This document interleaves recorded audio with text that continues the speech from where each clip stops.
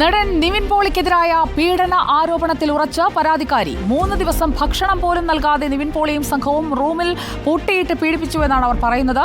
WhatsApp chat അടക്കമുള്ള തെളിവുകളുള്ള phone പിടിച്ചെടുത്തു. ജൂണിൽ നൽകിയ പരാതിയിൽ പീഡിപ്പിച്ച കാര്യം പറഞ്ഞിരുന്നുവെന്നും പരാതിക്കാരി റിപ്പോർട്ടറിനോട് പറഞ്ഞു. ബിനു, കുട്ടൻ, ബഷീർ എന്ന് പറഞ്ഞവർ ശ്രേയയുടെ കൂടെ ഉൾപ്പെട്ട് വന്നിട്ട് ഭക്ഷണം കഴിക്കാനോ വെള്ളമോ ഒന്നും തരാതെ ഈ മയക്കുമരുന്ന് കലക്കിയ വെള്ളം മാത്രമാണ് നമുക്ക് തന്നുകൊണ്ടിരുന്നത്.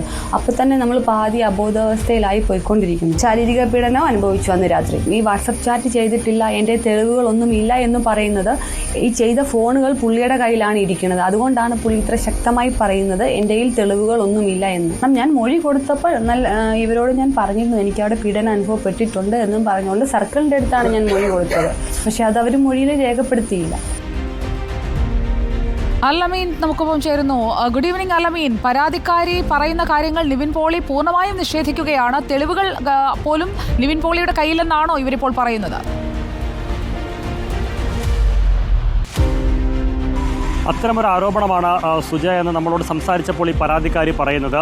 തെളിവുകൾ ഹാജരാക്കാനുണ്ടോ എന്നുള്ള ചോദ്യത്തിനാണ് അങ്ങനെ തെളിവുകൾ ഹാജരാക്കാനില്ല. തെളിവുകൾ എന്ന് പറയുന്നത് ഈ സുനിൽ ഉൾപ്പെടെയുള്ളവരുമായി നടത്തിയ ചാറ്റും മറ്റു ഡീറ്റെയിൽസും ഒക്കെയാണ്. അങ്ങനെ അവരുമായി ചാറ്റൊക്കെ നടത്തിയ ആ ഫോൺ നിവിൻ പോളിയുടെ കയ്യിലാണ് എന്നുള്ളതാണ് ഈ പരാതിക്കാരി ചൂണ്ടിക്കാണിക്കുന്നത്. അതുകൊണ്ട് തന്നെ ഈ തെളിവുകൾ ഇവർക്ക് മുന്നിൽ അന്വേഷണ സംഘത്തിന് മുന്നിൽ ഹാജരാക്കാനാവില്ല എന്നുകൂടി പറയുന്നു. ഇത് മാത്രമല്ല, പരാതിക്കാരിയുടെ ചില ആരോപണങ്ങളിൽ, ചില ആക്ഷേപങ്ങളിൽ, ചില പരാതികളിൽ അവർ ചൂണ്ടിക്കാണിക്കുന്ന പല കാര്യങ്ങളിലും ചില വൈരുദ്ധ്യങ്ങൾ കൂടി നിലനിൽക്കുന്നുണ്ട് എന്നുള്ളത് ഏറെ പ്രധാനമാണ്. ആ വൈരുദ്ധ്യങ്ങൾ സംബന്ധിച്ച് ചോദിക്കുമ്പോൾ കറങ്ങിയും തിരിഞ്ഞുമൊക്കെ മറുപടി പറയുന്നുണ്ട്. പക്ഷേ നമുക്കത് അങ്ങോട്ട് കൂട്ടിക്കെട്ടാനോ കൂട്ടി വായിക്കാനോ പറ്റാത്തൊരു സാഹചര്യം പല കാര്യങ്ങളിലുമുണ്ട്.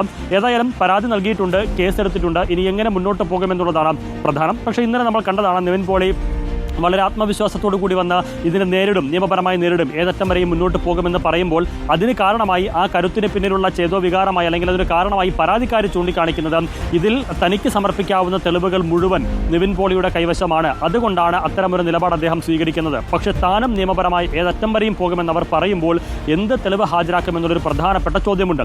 മറ്റൊന്ന്, ആദ്യ പരാതിയിൽ രേഖാമൂലം നൽകിയ പരാതിയിൽ ഈ ലൈംഗിക പീഡനം സംബന്ധിച്ചുള്ള ആരോപണമോ പരാതിയോ ഉന്നയിച്ചിരുന്നില്ല. എന്തുകൊണ്ട് ഉന്നയിച്ചില്ല എന്ന് ചോദിക്കുമ്പോൾ അവർ പറയുന്നത് താൻ ആദ്യമായിട്ടാണ് ഒരു നിയമ നടപടിയുമായി മുന്നോട്ട് പോകുന്നത്, ആദ്യമായിട്ടൊരു പോലീസ് കേസൊക്കെ കൊടുക്കുന്നത്, അതിൻ്റെ വകുപ്പുകളൊന്നും ആ രീതിയിൽ അറിയില്ല, രേഖാമൂലമുള്ള പരാതിയിൽ നൽകിയിരുന്നില്ല. പക്ഷേ പോലീസിന് മൊഴി കൊടുത്തപ്പോൾ ഈ വിവരം പറഞ്ഞതാണ്. പക്ഷേ അവർ അത് പരിഗണിച്ചിരുന്നില്ല എന്നതടക്കമുള്ള ആരോപണങ്ങൾ, ആക്ഷേപങ്ങളും അവർ ഉന്നയിക്കുകയും ചെയ്യുന്നുണ്ട്. ആശുപത്രി പരിക്ക് പറ്റി ചികിത്സ തേടിയോ എന്നുള്ള ചോദ്യത്തിന് ചികിത്സ തേടി, പക്ഷേ അതിൻ്റെ രേഖകൾ എന്തെങ്കിലും ഉണ്ടോ എന്ന് ചോദിച്ചാൽ അതുമില്ല. ഒപ്പം ഈ യുവതിയെ നിവിൻ പോളിയും സംഘവും ദുബായിൽ ഹോട്ടലിൽ പൂട്ടിയിട്ട സമയത്ത് തന്നെ ഇവരുടെ നാട്ടിലെ വീട്ടിൽ വന്ന് ഒരു സംഘം രഹസ്യ ക്യാമറയൊക്കെ സ്ഥാപിച്ചു, ഭർത്താവിൻ്റെ കമ്പ്യൂട്ടറും ഇമെയിലും ഒക്കെ ഹാക്ക് ചെയ്തു എന്നടക്കമുള്ള ആരോപണങ്ങൾ. അതെങ്ങനെ വീടിനകത്ത് കയറി, എങ്ങനെ ഈ ക്യാമറ സ്ഥാപിച്ചു എന്നടക്കമുള്ള ചോദ്യങ്ങളിലും കൃത്യമായ മറുപടിയിൽ. അങ്ങനെയാണ് ഞാൻ നേരത്തെ സൂചിപ്പിച്ച ചില പൊരുത്തക്കേടുകൾ ഈ പരാതിക്കാരിയുടെ ആരോപണങ്ങളിലുണ്ട്.